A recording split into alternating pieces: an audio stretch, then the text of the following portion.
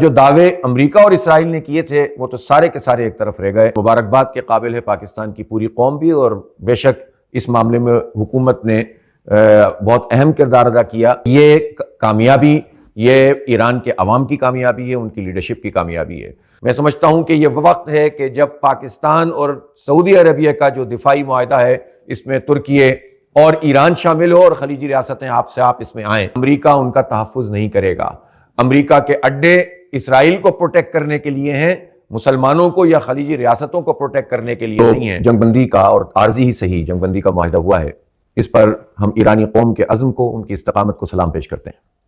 امریکہ اور اسرائیل نے جس طرح تمام تر بین الاقوامی قوانین کو پامال کرتے ہوئے ایران پر حملہ کیا تھا، اور ٹرمپ نے اس بات کا اعلان کیا تھا کہ ہم ایران کو تہس نہس کر دیں گے، رجیم چینج کر دیں گے، میزائل پروگرام تباہ کر دیں گے، نیوکلیئر طاقت توڑ کر رکھ دیں گے، ان کی فوج کو بالکل برباد کر دیں گے، وہ سارے کے سارے دھرے کے دھرے رہ گئے دعوے۔ اور ہوا یہ کہ 6 ہفتوں کی جنگ کے بعد جس بات پر جنگ بندی ہوئی ہے وہ یہ ہے کہ آبنائے ہرمز کو کھول دیا جائے۔ یعنی یہ بات تو شروع میں موجود ہی نہیں تھی، یہ تو اسٹریٹجک اقدام تھا ایران کا کہ انہوں نے آبنائے ہرمز کو بند کیا تھا، ورنہ جو دعوے امریکہ اور اسرائیل نے کیے تھے وہ تو سارے کے سارے ایک طرف رہ گئے۔ اس لیے ایرانی قوم، ان کی لیڈرشپ اور ان کی جو تصویراتی اسٹریٹجک جو ان کی سمجھ لیں کہ اقدامات تھے، ان کو ہم سراہتے ہیں اور پوری ایرانی قوم کو مبارکباد پیش کرتے ہیں۔ پاکستان نے اس میں بہت اہم رول ادا کیا ہے اور مبارکباد کے قابل ہے پاکستان کی پوری قوم بھی، اور بے شک اس معاملے میں حکومت نے بہت اہم کردار ادا کیا، اور گلف میں جو سچویشن تھی اور جو ٹینشن تھی اس کو بھی نارملائز کیا، اور خاص طور پر سعودی عربیہ کے ساتھ اپنے ڈیفنس پیکٹ کو بھی سامنے رکھتے ہوئے معاملات کو بہتر بنایا، اور ایران اور سعودی عربیہ کے درمیان بھی تحمل اور بردباری اور صبر کی بنیادوں پر ایک دوسرے کو قریب لانے کی کوشش کی، اور اس میں بہت بڑی کامیابی حاصل کی۔ لہٰذا ہم یہ سمجھتے ہیں کہ یہ کامیابی یہ ایران کے عوام کی کامیابی ہے، ان کی لیڈرشپ کی کامیابی ہے۔ امریکہ نے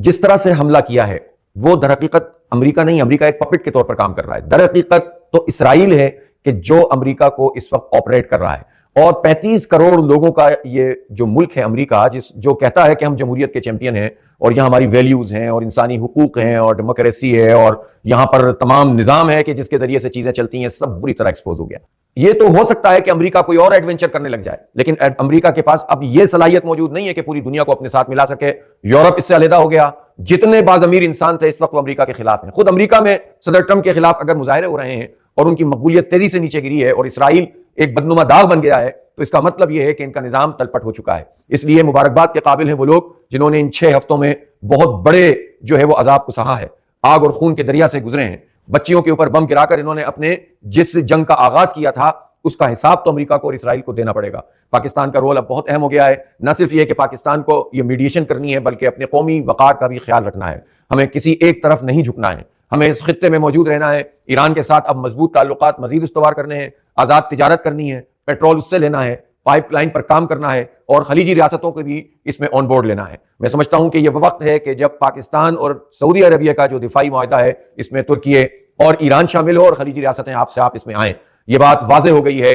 خلیجی ریاستوں پر بھی واضح ہو گئی اس جنگ کے نتیجے میں کہ امریکہ ان کا تحفظ نہیں کرے گا۔ امریکہ کے اڈے اسرائیل کو پروٹیکٹ کرنے کے لیے ہیں، مسلمانوں کو یا خلیجی ریاستوں کو پروٹیکٹ کرنے کے لیے نہیں ہیں۔ جب یہ چیز بالکل واضح ہو گئی ہے تو اتحاد اور یکجہتی کا مظاہرہ کر کے، ایک مضبوط بلاک بنا کے، چائنا اور اس میں رشیا کو آن بورڈ لے کے، ہم ان تمام طاقتوں کا مقابلہ کر سکتے ہیں جو انسانیت کے خلاف ہیں اور انسانوں کا قتل عام کرتی ہیں۔ لیکن اسرائیل نے اس جنگ بندی کے اعلان کے باوجود لبنان کے اوپر جو اٹیک کیا ہے، اب یہ ٹرمپ کا کام ہے کہ وہ آئے سامنے اور اسرائیل کو روکے، بجائے اس کے کہ وہ ایران کے خلاف محاذاری کرے۔ اس لیے ایک مرتبہ پھر ہم ایرانی قوم کو، ایران کی پوری لیڈرشپ کو، پاکستان کو اور پاکستان کی حکومت کو بھی سراہتے ہیں، اور ایرانی قوم کو خاص طور پر ان کے عزم اور استقامت کی وجہ سے سلام پیش کرتے ہیں۔ انشاءاللہ معاملات آگے بڑھیں گے اور اللہ نے چاہا تو امن بھی قائم ہوگا، اور یہ جو طاقتیں ہیں، صہیونی طاقتیں ہیں، ان کو انشاءاللہ شکست بھی ہوگی۔